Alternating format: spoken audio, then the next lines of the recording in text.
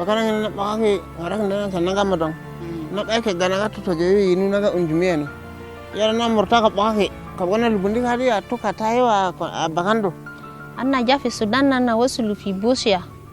Ana wasulu fi Busia ina num fi Busia ni wae yom jar fanna fi Keri. Tagani kasabini kulu kubarin gaba ketir. Yala moyo mafi. Yala anna jar after moyo de ini besi kortani gijere jede.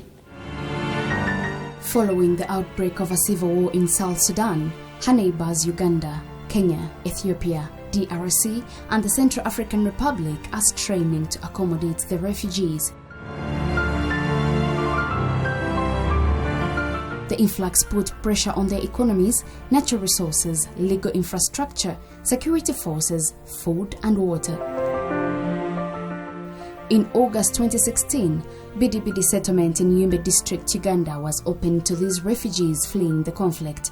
Last year, August 2016, when the South Sudanese refugees came in, there was need to move them to another location, and Yumbe had space to accommodate the refugees in Bidi settlement, which existed before. It is believed to be among the largest single refugee settlement camps in the world.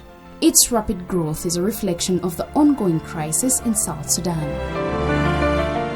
Danish Refugee Council DRC was among the first actors in August 2016 implementing the water, sanitation and hygiene, also known as the WaSH program in Bidi, with support from UNICEF. The initial plan was to settle 40,000 refugees in Bidi, but as the situation in South Sudan continued to deteriorate, the influx of refugees increased spontaneously, leading to the expansion of the settlement and the dire need for WaSH intervention. DRC also responded in this emergency, and we started implementing WaSH. In October 2016, DRC received funding from DFID to implement the WaSH program in Bidi Settlement Zone 5. In this funding, we had WaSH in terms of tracking water for the new arrivals, because as it is, there were no pre-existing water sources. The scope of the WaSH intervention was to construct emergency communal latrines and bath shelters and also provide minimum water for new arrivals. According to Mrs. Onzia Teopista, the WaSH coordinator and team leader of the DRC in Yumbe district, the achievements are evident with the presence of makeshift tents for shelter, boreholes and hand pumps, among others. We also had a component of drilling boreholes, 8 boreholes. We managed to do 7 successfully, which were installed with hand pumps, and this has supplemented the availability of water besides the water tracking. Kani jaman dai na gili gogo minimoya aliwasaka. Asa debiga gogo mafi ili kan ayani yagija. In terms of sanitation, we had funds to do emergency communal latrines and bath shelters. Nowadays, even we see there are changes in diarrhea. There is not too much diarrhea these days. We put in place 800 stances, that is of 400 blocks of 2 stands each.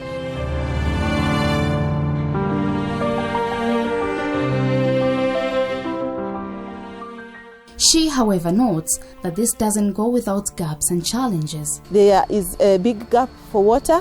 The boreholes and hand pumps only support 34% of the water supply required for the population.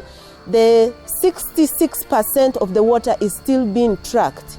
And we well know that water tracking is quite an expensive project, and we need to have more sustainable options.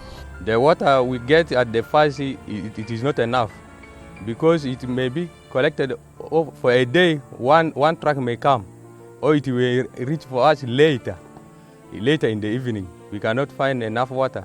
But when there are now boreholes, we can get enough water, even for making bricks, for building, for mudding. Uganda is celebrated around the world for its generosity toward those desperately fleeing violence, But that would never have been possible without the intervention from the DRC in partnership with the UNHCR and other implementing partners. However, managing thousands of refugees with limited resources calls for even more attention from the international community.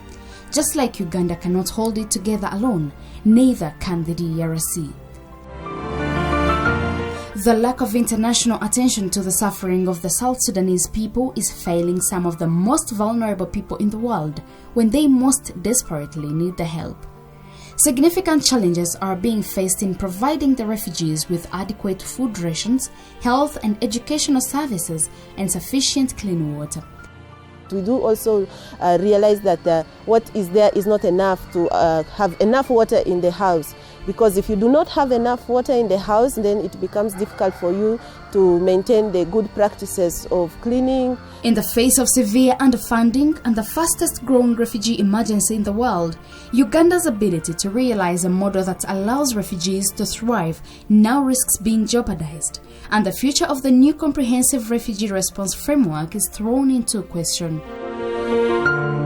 Now that Bidi Bidi is transitioning from a crisis center to something resembling a thriving community where people will live for years, residents need schools and vocational training to hone their skills. They need environmental protection to ensure that the land provides for them in the coming years. They need permanent structures made from bricks and concrete instead of mud and canvas stains. And the Danish Refugee Council, even with the most upbeat zeal, cannot do it alone. This requires concerted effort and responsibility. For the younger future, actually, I want them next time to be educated, because we have lost education there in South Sudan.